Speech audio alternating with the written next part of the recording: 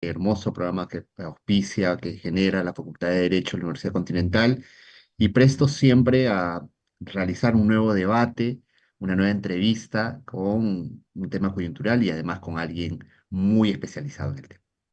Efectivamente, ¿no? Nosotros hemos puesto en agenda para conversar el día de hoy con alguien además autorizado para arrojar luz sobre la materia, y es el tema de los establecimientos penitenciarios. Y para nadie es un secreto que ya desde hace un tiempo atrás están en crisis por varios factores o razones, ¿no? Quizá principalmente el público que nos sigue entenderá que la crisis en las cárceles tiene que ver principalmente con el problema del hacinamiento, que de hecho creo que es uno de los factores más peliagudos y complejos de enfrentar. Y en definitiva, el propio Tribunal Constitucional ya hace algún tiempo atrás había advertido que este problema estructural no podía continuar y que era preciso tomar cartas en el asunto. De hecho, en alguna sentencia declaró que esta situación de los penales y su hacinamiento era un estado de cosas inconstitucional. Y ustedes se preguntarán por qué este año hemos decidido conversar al respecto. Porque en esta sentencia el Tribunal Constitucional llamó la atención de que al menos 6 establecimientos penitenciarios habían alcanzado los mayores niveles de hacinamiento y que para el año 2025, si esta situación no se superaba, probablemente se tendrían que cerrar por ser contrarios a los derechos fundamentales y por lo tanto inconstitucionales. Por ejemplo, hacía referencia que el penal de Chanchamayo estaba en un 553% de su capacidad, uno en Jaén en un 522% de su capacidad, otro del Callao en un 471% de su capacidad, otro en Camaná en un 453% de su capacidad y finalmente Abancay en un 398% y el penal Miguel Castro Castro, que ha superado su capacidad porque está hoy por hoy en un 375%. Pero ¿acaso es el problema del hacinamiento el único que hay que enfrentar para que las cárceles estén conformes con los estándares internacionales y las garantías constitucionales? Seguramente que no, y para arrojar luz, como decíamos, sobre este tema, tenemos, para variar, como es parte de la marca de la casa, un invitado de primer nivel. Querido Julio, por favor, adelante. En efecto, en esta oportunidad, en esta semana, nos vuelve a acompañar un querido amigo también de esta casa, el doctor Luis Roel Alba.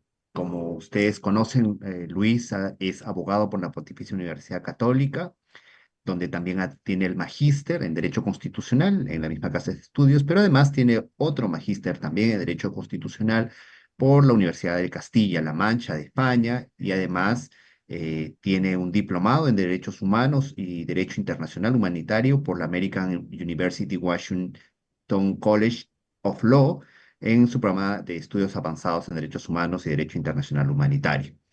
Además, tiene también el diplomado de especialidad en Justicia Constitucional, Interpretación y Tutela de los Derechos Fundamentales de la Universidad Castilla-La Mancha, querida Universidad Española también. Y ha fundado esta prestigiosa revista Estado Constitucional. Además, actualmente él es docente universitario, miembro de la Asociación Peruana de Derecho Constitucional. Es autor de varios artículos muy conocidos, en particular en Derecho Constitucional y Derecho Procesal Constitucional, y ha sido congresista de la República y segundo vicepresidente del Congreso de la República, así como fue presidente también de la Subcomisión de Acusaciones Constitucionales. ¿Cómo estás, Lucho? Qué gusto saber de ti, qué gusto verte. Gracias por concedernos esta entrevista. Quizá unas primeras palabras de saludo para nuestro querido público. Gracias, estimado Julio, estimado Cristian, gracias por la invitación. Saludos a todos los que están conectados a Contacto Legal. Y efectivamente me parece un tema bastante relevante sobre el tema de los penales. Es más, este tema, si nos damos cuenta, apareció con el COVID-19. ¿Se acordarán ustedes que cuando pasó el COVID-19 se advirtió que el hacinamiento generaba una propagación del contagio y por ende también una mayor crisis sanitaria en esos centros carcelarios? Y fue tanto así que se tuvo que ver una manera de que el penal San Jorge en un momento reaviera para que funcionara una especie de Claro. clínica, ¿no? Entre comillas, hospital, entre comillas, para los Ajá. reos, para llevarlos a ese lugar para que no se sigan contagiando. Claro, después del Sí. COVID-19, Penal San Jorge volvió a desaparecer y ahora es un elefante Claro. blanco. En efecto, digamos, para ir poniendo un poco las cosas en orden, cuando hablamos de crisis, así como hemos denominado también a este programa Crisis, quizás sea más importante, que sea muy importante puntualizar a qué nos referimos con esta crisis de las cárceles peruanas. Hablamos de pronto de una crisis económica, cultural, social, política. ¿A qué se refiere esta crisis? Y en la misma línea, por supuesto, ¿a qué factores atribuirías tú esta crisis de las cárceles en nuestro país? Creo que el Tribunal Constitucional en su sentencia respecto al hacinamiento de penales fue muy claro, a decir de que los estándares no solo de la Convención Americana de Derechos Humanos, sino también inclusive de las Naciones Unidas, el Perú lamentablemente las había transgredido en cuanto a que el espacio mínimo que requeriría para que un preso, una persona que está en una situación carcelaria, pueda por lo menos vivir en dignidad, porque hay que ser bastante claros, porque es políticamente creo que incorrecto para decir, oiga, los presos necesitan vivir con dignidad o los que están asumiendo la carcelería tienen derechos cuando estos lamentablemente no han cumplido con los mismos para la sociedad. Pero en un Estado constitucional de derecho, en un Estado democrático social de derecho, como es el Estado peruano, estos derechos de los presos se respetan, aunque estén limitados otros como la libertad individual. Es así que el Tribunal Constitucional advierte primero que el espacio que ellos tienen para poder desarrollarse y poder vivir en los centros penitenciarios era un espacio que no era el correcto, no era el adecuado para que sus libertades, que no estaban siendo limitadas por la pena, pudieran ser ejercidos libremente y cabalmente. Y además, también un tema ya un poco más para lo político y lo social, es de que han habido muchas iniciativas, efectivamente, para buscar lograr la ampliación de estos centros penitenciarios, pero lamentablemente no se ha concretado por la falta de decisión política. Por un lado, es decir, tomar la decisión de que vamos a invertir en penales, vamos a crear penales en diferentes regiones, para que cada región por lo menos tenga a los que viven en esa zona un penal de alta o máxima seguridad y un penal para reos comunes. Y vamos luego ahora a lo social. Y es que cuando se ha querido tomar la decisión política, ha sido la sociedad de esos lugares que se ha opuesto, sobre todo a través de los alcaldes y gobernadores regionales que han dicho, yo no quiero acá un centro penitenciario porque eso es un centro donde confluyen tanto la delincuencia que está encerrada como la de la periferia que se puede estar generando. Y ahí hay un problema de concepción, creo yo, de tanto los órganos políticos que toman la decisión política como también de la ciudadanía. Porque lo que no se dan cuenta es de que si cada región tiene su propio penal, bueno, penal primero de máxima seguridad como de reos comunes, y esta tiene toda la posibilidad de que se mantenga con los estándares, no solo de seguridad interna como externa, no habría ningún problema para chocar con la sociedad. Miren ustedes cómo fue San Jorge. San Jorge, no, al final San Jorge, que ahora está en el centro de Lima, desocupado, ¿cuánto tiempo sobrevivió para Mm. reos comunes? Claro. Ahora, en Y esa línea, perdóname, mi querido Luis, de hecho, estamos o sea, somos plenamente conscientes que aquí hay una problemática que bien decías cuando planteabas la crisis, en tema, hay una crisis de espacio, no hay, o sea, hay lugares, pero hay una necesidad de ponderar entre esta necesidad apremiante de respetar los derechos de los reclusos para que no estén hacinados y este interés de la sociedad de no vivir cerca de un penal por los peligros, amenazas que esto pueda suponer. Pero precisamente yendo por partes, digamos, antes de explorar la posibilidad de crear más penales, si es que se tiene el presupuesto, quizá la inversión privada pueda ser un aliado interesante. Yo hacía mención al inicio y yo aprovechando que además de que has sido congresista de la República y tienes muy buen olfato para evaluar el contexto político, a ver si es que se van a poner las balas donde se tienen que poner para superar este problema. Constitucionalmente hablando, también es una problemática ya advertida, ¿no? O sea, yo decía, el tribunal lo ha declarado estado de cosas inconstitucional, pero quizá el público no tiene quizá muy claro qué cosa es el estado de cosas inconstitucional y por qué ese factor o elemento le da un componente jurídico al problema, ¿no? Porque podría parecer que es un tema simple y llanamente político y que mientras las autoridades no se pongan de acuerdo, pues no va a haber solución, pero acá hay una sentencia del tribunal, que no es poca cosa, que ha atacado o ha puesto por lo menos en los reflectores en el problema. Y permítame una segunda preguntita amarrada a esta primera. En esta sentencia, incluso este año 2025, según decía esa sentencia, 6 penales se cerrarían porque no cumplirían con esos estándares. Y estamos 2025 y qué tan probable es que eso vaya eventualmente a suceder.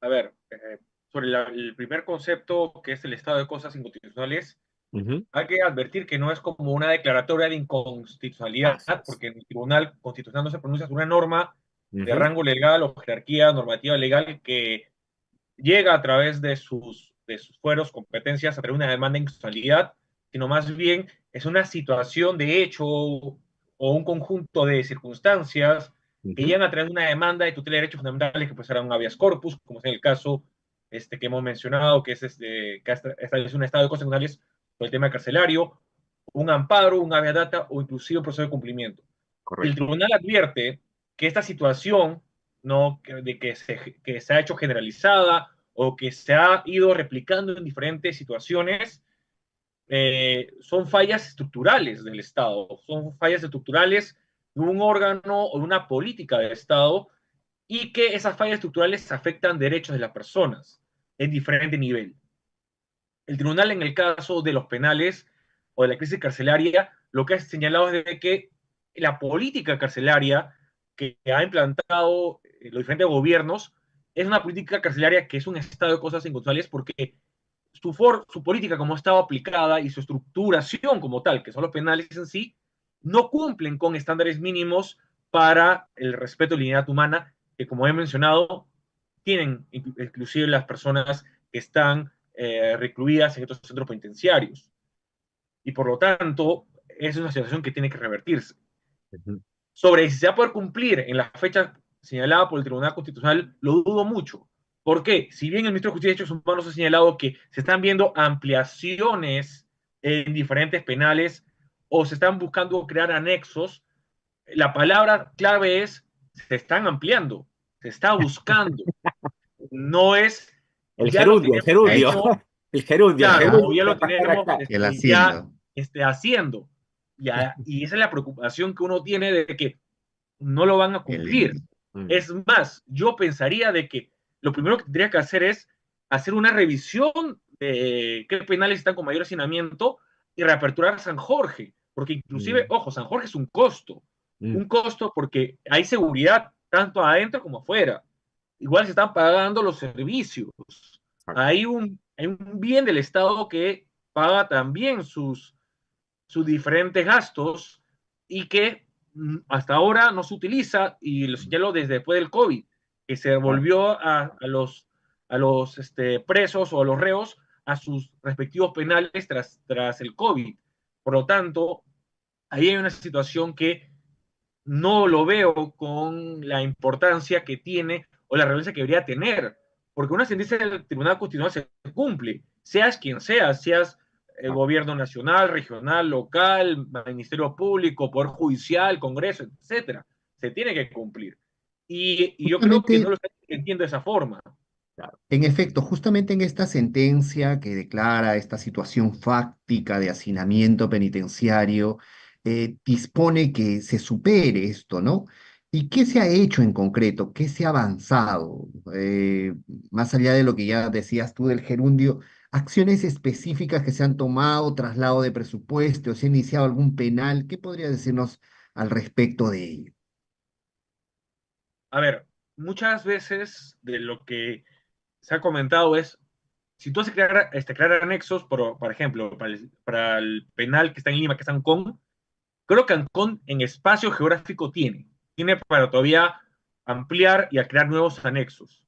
Pero no vamos, hay que buscar otras opciones.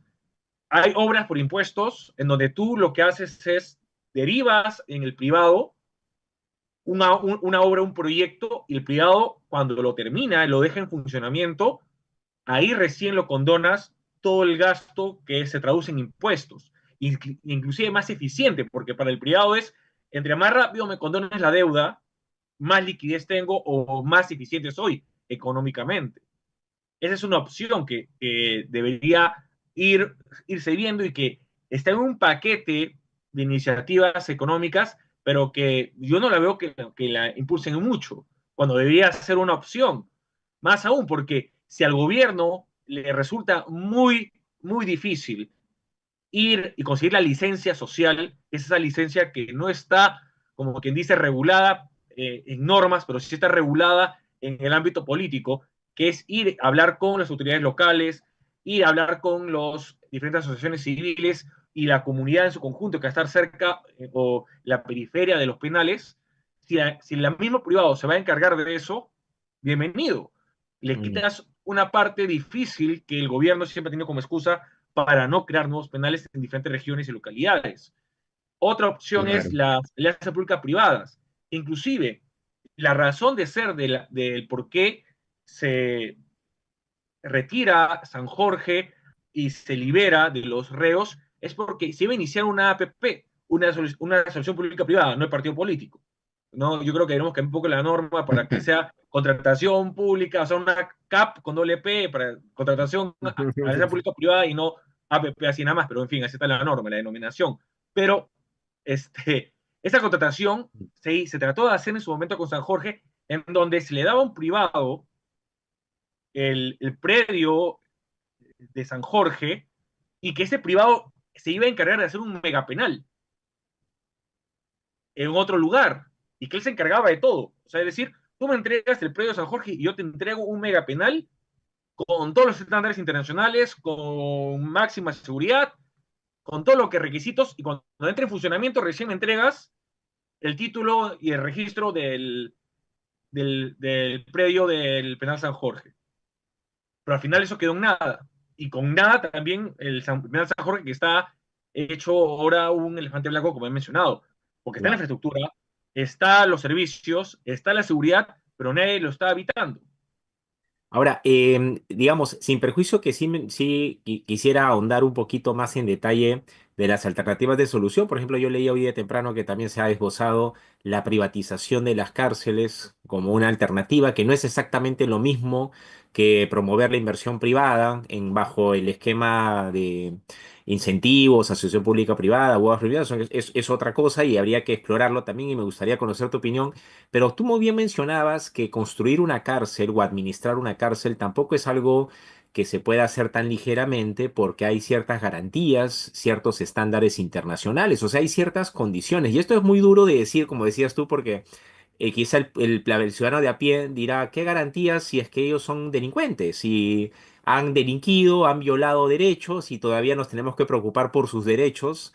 Y la verdad es que sí hay obligaciones internacionales detrás. Y lo pregunto porque en el Perú hemos tenido pues algunos penales, como el de Chayapalca en Puno, por ejemplo, que sí ha sido materia de cuestionamientos fuertes más allá del establecimiento como tal, sino también por las condiciones del clima, por la zona, el lugar, la distancia, la lejanía de la familia y demás factores o elementos. Entonces, quizá para ir primero poniendo sobre la mesa qué garantías, qué estándares debería cumplir un penal bajo la lógica de lo que estamos proyectando como alternativas de solución. Lo digo para que vayamos proyectando que hay un costo, ¿no? No es simplemente por construir un elefante blanco, como bien decía, con seguridad, sino que al interior también deben haber ciertas condiciones, incluso hasta separar quienes están en prisión preventiva, quienes están bajo condena y demás. ¿Nos puedes ayudar quizá poniendo un poco sobre la mesa esos estándares o garantías para que el público entienda por qué estamos hablando de esto? Porque podrías decir, y tú con buen criterio decías, nos tratamos de buscar ni la popularidad ni la impopularidad. Lo correcto es que a pesar de que estén privados de su libertad, hay que respetar y garantizar sus derechos, ¿no? Ciertos derechos, sí. Ujú. Claro, primero, respetar el espacio, ¿no? El espacio donde cada uno de los reos pueda ejercer su libertad de locomoción limitada, porque no puede salir fuera del penal, pero sí dentro del penal, y también pueda ejercer su desarrollo personal. Es decir, Ujú. no puedes darle, claro, no le vas a dar un como Barbadillo, ¿no? Que los expresidentes tienen ahí una especie de mini departamento, pero al menos un espacio donde puedan ellos pernoctar y poder tener un espacio propio. Luego el tema del servicio de salud. ¿Por qué? Porque, o sea, lo que se exige es de que si el reo tiene una complicación de salud generada por diferentes factores, este sea obviamente cuidado por parte del Estado. Y esos servicios de salud tienen que estar garantizados 24/7, 24 horas los 7 días de la semana. Porque no pueden ellos salir a buscar un hospital o una salida, a menos que sea algo grave, donde sea ambulancia. Y bien, justamente cuando hay gravedad, estén las ambulancias para poder derivarlos los hospitales más A cercanos. disposición, ¿no? Básicamente, ¿no? Porque es una Exactamente, a emergencia. disposición.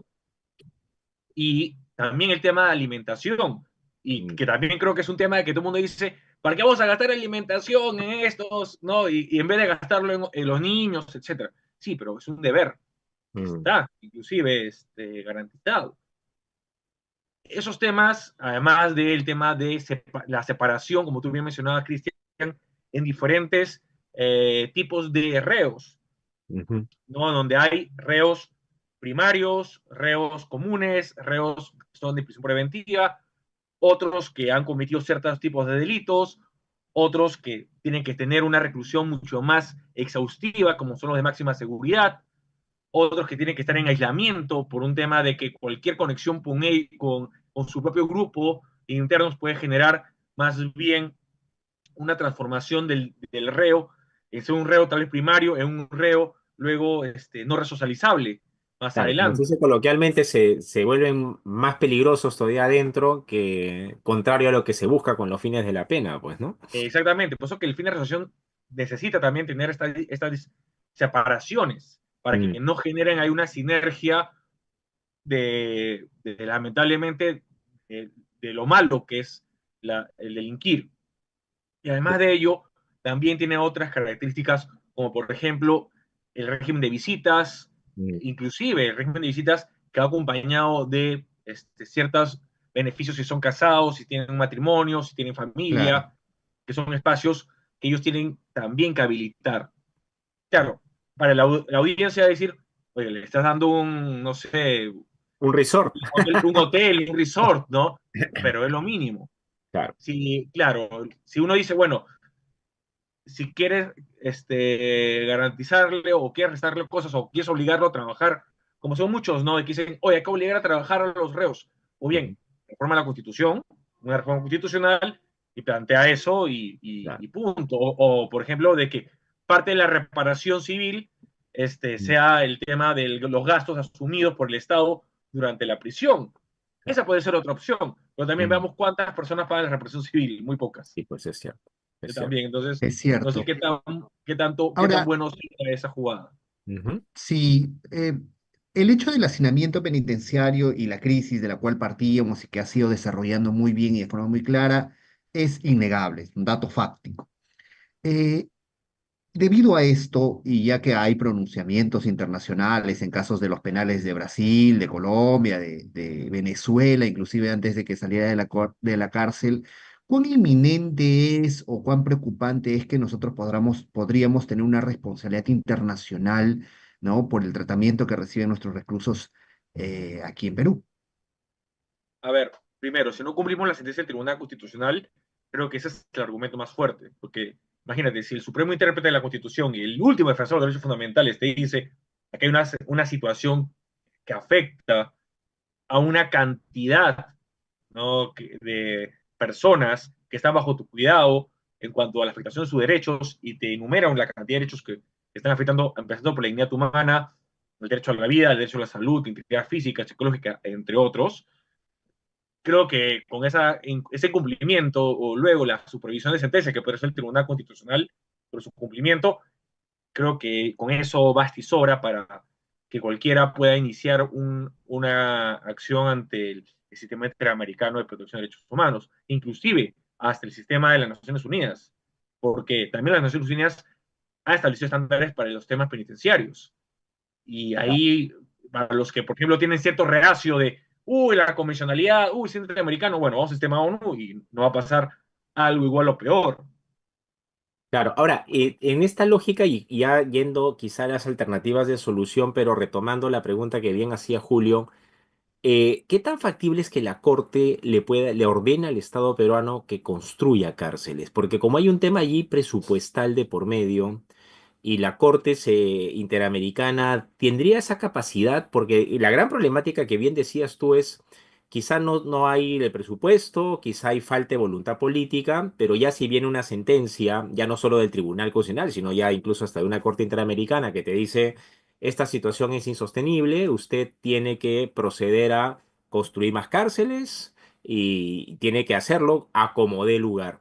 ¿Cabría la posibilidad de que la Corte lo haga así? Es decir, que te ordene destinar presupuesto a esto. Lo pregunto para que el público entienda que a veces hay cosas que, por más que no haya voluntad política, porque hay una decisión judicial de por medio, guste o no guste, al final igual se tiene que hacer. Entonces, ¿cabría esa posibilidad ya si no se le hace caso al Tribunal Constitucional que la Corte pueda ordenar ello? A ver, la Corte Americana de Derechos Humanos, hay lo que se denomina la parte de responsabilidad internacional, Ujú, que es una parte de la parte resolutiva que siempre tiene la Corte Americana de Derechos Humanos en sus sentencias, que es la primera parte de la resolución, y ujú, luego viene los denominados garantías de no repetición, que ya son otro tipo de acciones que establece obligaciones ya no tanto de responsabilidad internacional, sino más bien de acciones para no volver a caer en esa responsabilidad. Y ujú. en muchos casos, le ha ordenado al Estado peruano, como a otros estados, a cambiar sus políticas públicas, a realizar actos que son ejecución de actos concretos y de construcción concretas. Por ejemplo, en el caso peruano, cuando han establecido garantía de no repetición de construir parques, ¿no? Donde se conmemore a las víctimas, el Estado peruano ha tenido que construir esos parques. Cuando ha tenido que construir monumentos para una de las víctimas o las víctimas de una comunidad, el Estado ha construido esos monumentos como parte del cumplimiento de la sentencia. Entonces, si ya de un momento pasado ha sucedido, puede haber de que también en base a esa garantía de no repetición se diga, sabe que Estado peruano construye cárceles. Usted vea cómo, cuándo y busque ese presupuesto, tal vez en un este año fiscal, sino más adelante.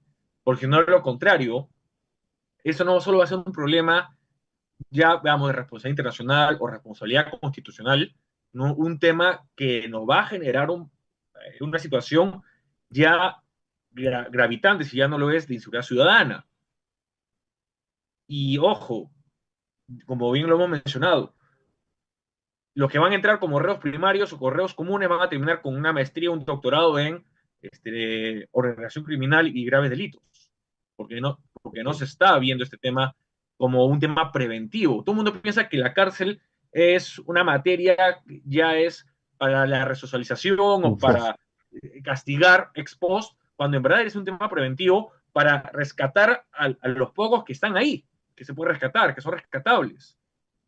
A los Para reos primarios resocializar. creo que son rescatables. A los reos comunes creo que son rescatables.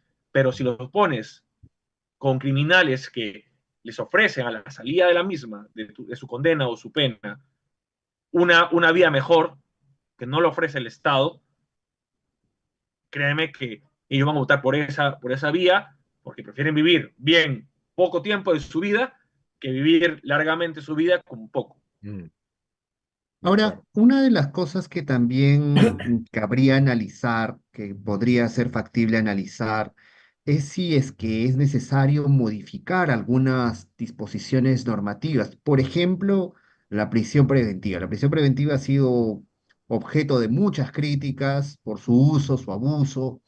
Y quizás si es que se modera un poco el uso, podría un poco variar la situación del hacinamiento penitenciario, o no sé cuál es tu visión al respecto, porque digamos, de la última oportunidad en la que yo le he hecho seguimiento a este tipo de medidas, era casi el 49, 49,5 de personas privadas de su libertad sin condena, o sea, Ujú. con prisión preventiva, y solamente el 50,5 los que tenían condena. O sea, la mitad de las personas que están en prisión preventiva, o perdón, los penales, son personas que están en prisión preventiva. Quizá por ahí cabe hacer alguna puntualización.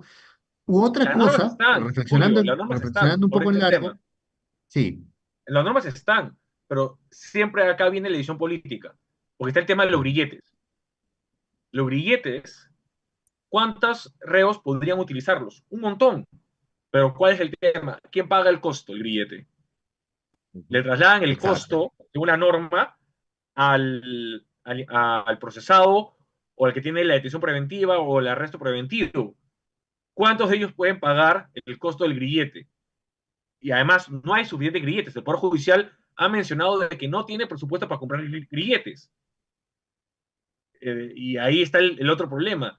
Ya no es un tema ya del gobierno en el tema del INPE, ¿no? Que es el Ujú. que se está creado el Ministerio de Justicia y Derechos Humanos, sino también ahora otro responsable en el sistema de justicia y en esta problemática del hacinamiento es el Poder Judicial.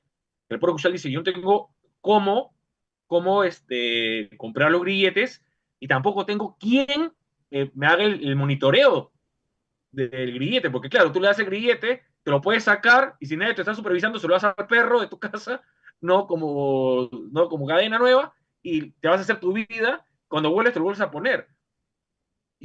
Porque eso es un costo, porque es un costo que vas a tener que tener operativos 24/7 verificando que el grillete solo se mueva del lugar donde han establecido a otro. Porque en el grillete tú cuando aceptas y dices, bueno, yo para seguir generando dinero, generando la posible reparación o pagar mis abogados y pagar mi vida y la de mi familia, yo voy a trabajar. Entonces yo me muevo, pongamos, de mi hogar hasta este lugar que es mi lugar de trabajo.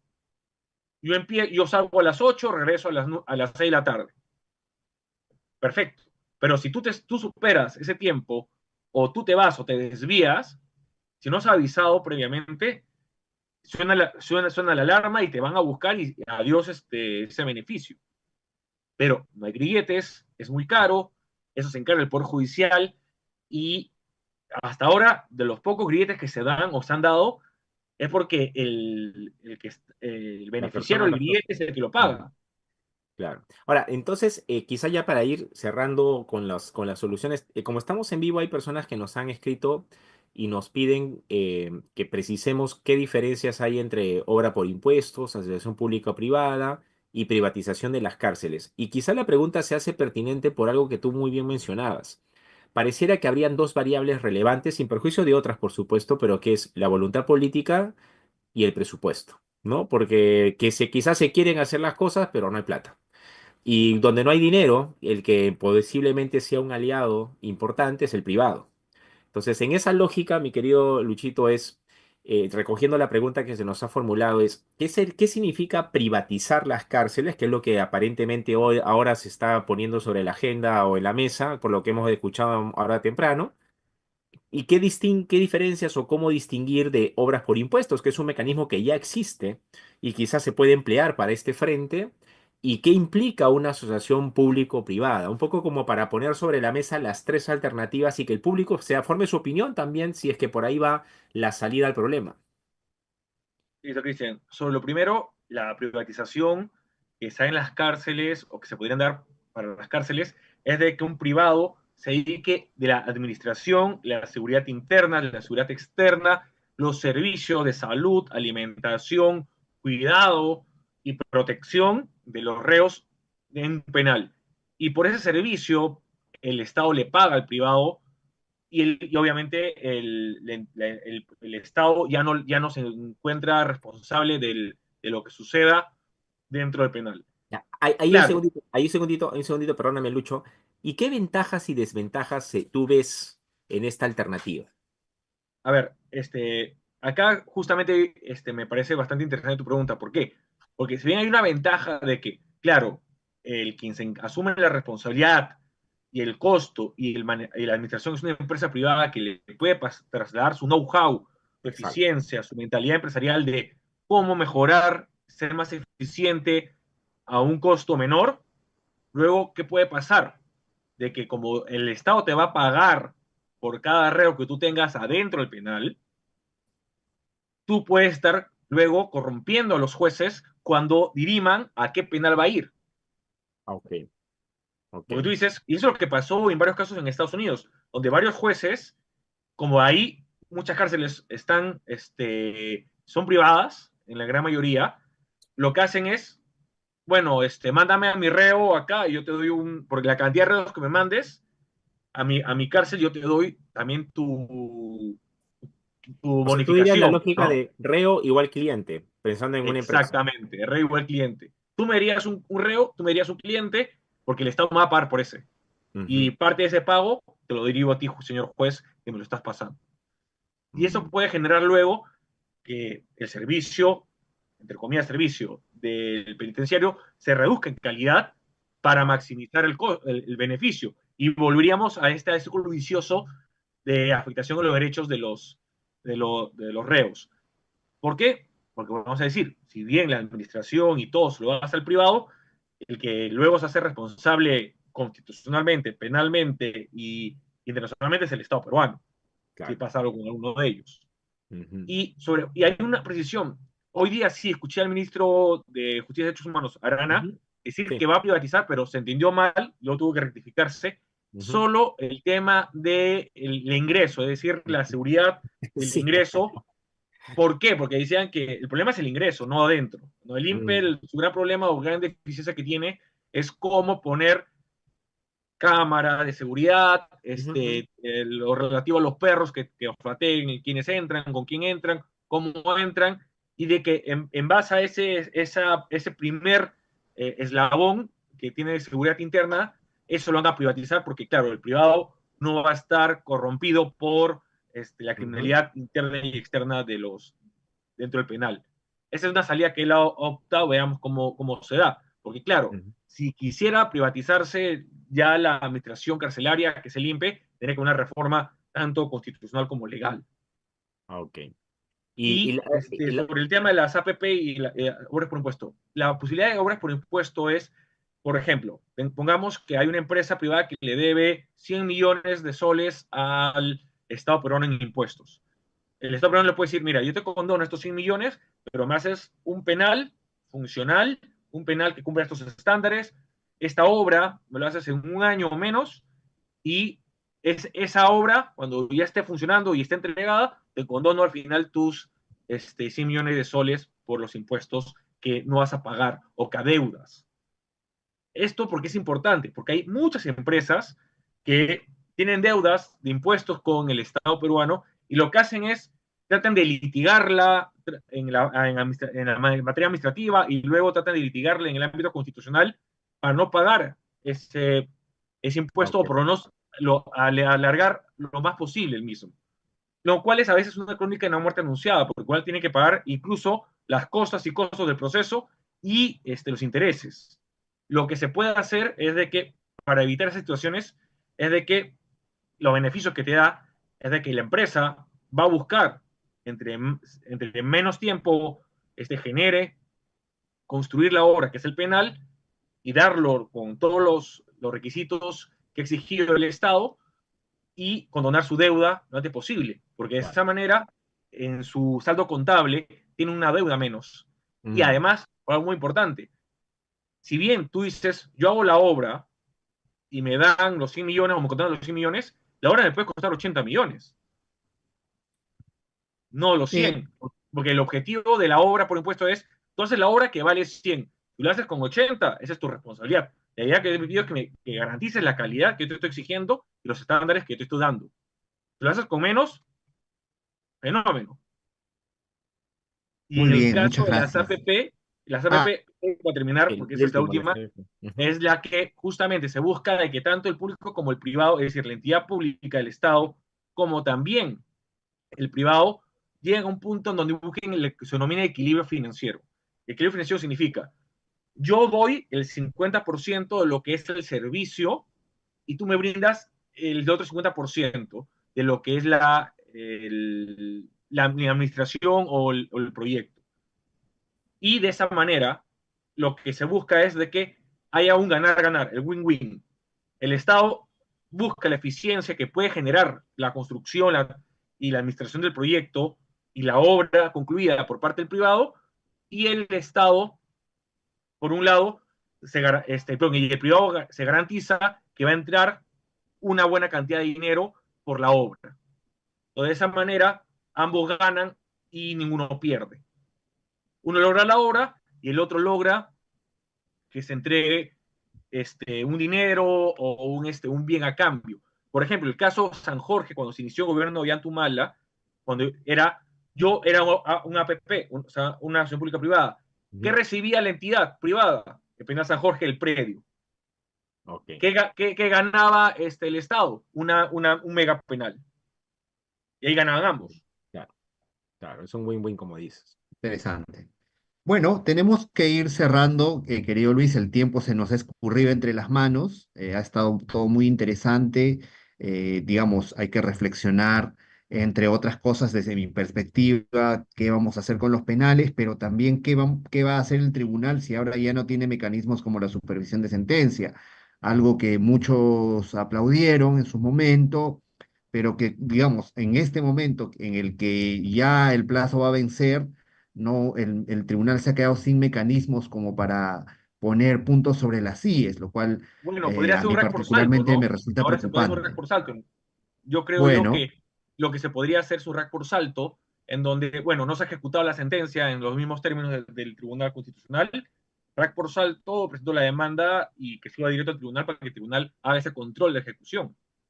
probablemente, o el juez de ejecución tendrá que generar nuevamente una incidencia, como el tribunal dijo para desaparecer esta herramienta, ¿no? Que lo tenía que hacer el juez de ejecución.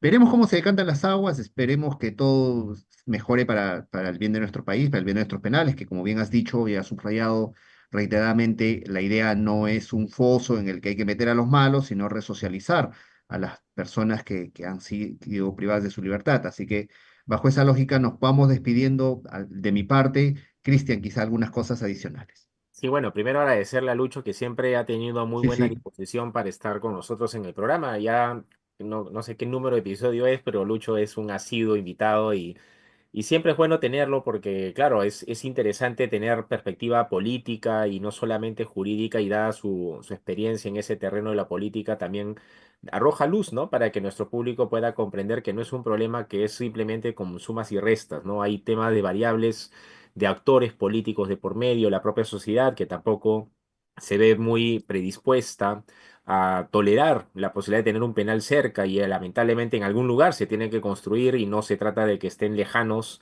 y que sea imposible llegar, como ya sabemos que ha pasado en otros penales y ha sido materia de cuestionamientos incluso hasta a nivel internacional. Así que hay varias aristas del problema. Aquí solamente hemos explorado algunas con el buen Lucho. Así que mis palabras de gratitud nuevamente para ti, mi querido Lucho. Quizá algunas palabras finales antes de despedirnos de nuestro público. Sí, más bien, muchas gracias a ti, Cristian, a ti, Julio, por la invitación no, gracias. al podcast Contacto Legal, a la Universidad Continental por ello, y a todos los que nos han escuchado. Creo que terminó un poco más en una mezcla entre derecho constitucional y contratación del Estado, pero la idea es de que sirva y entender que esto Sí, es transversal, que es Sí, claro. la problemática, exacto. lamentablemente, del Estado tiende a empezar como constitucional, pero luego termina constitucionalizándose otras ramas del derecho, como es ahora la contratación pública. Lo que Espero pasa que es que, les... es que sin presupuesto también, mi querido Lucho, lo constitucional pues es papel mojado en tinta, ¿no? Hay muchas cosas que De lamentablemente verdad, es requieren más, gasto, ¿no? Requieren inversión. Sí, los claro, derechos sociales, exacto, que son servicios públicos, en pocas exacto. palabras, sin Ujú, presupuesto no se pueden concretar. exacto. Y creo que ese también es un ejemplo de ello. Genial, mi querido Lucho, muchísimas gracias. Bueno, doctoras y doctores, así llegamos hacia el final de este nuevo episodio para ustedes de Contacto Legal. Nuestras gracias siempre a la Facultad de Derecho de la Universidad Continental por haber apostado por este espacio y quedamos en anunciar, por supuesto, en las redes sociales el episodio que se viene para la próxima semana, que como este va a ser así igualmente candente, con siempre invitados de lujo. Muchas gracias por su preferencia. Si es que no han podido ver la entrevista en su totalidad, pueden consultarla a través de la página de YouTube de la Facultad de Derecho de la Universidad Continental o también pueden escucharla a través de Spotify, sin perjuicios de algunos clips que también podrán encontrar a través del TikTok. Les mandamos un fuerte abrazo, que tengan una bonita semana, un día de descanso mañana por el Día del Trabajo además, y nos Así es. Un reencontramos el saludo a próximo todos. miércoles. Gracias, cuídense, chao, chao.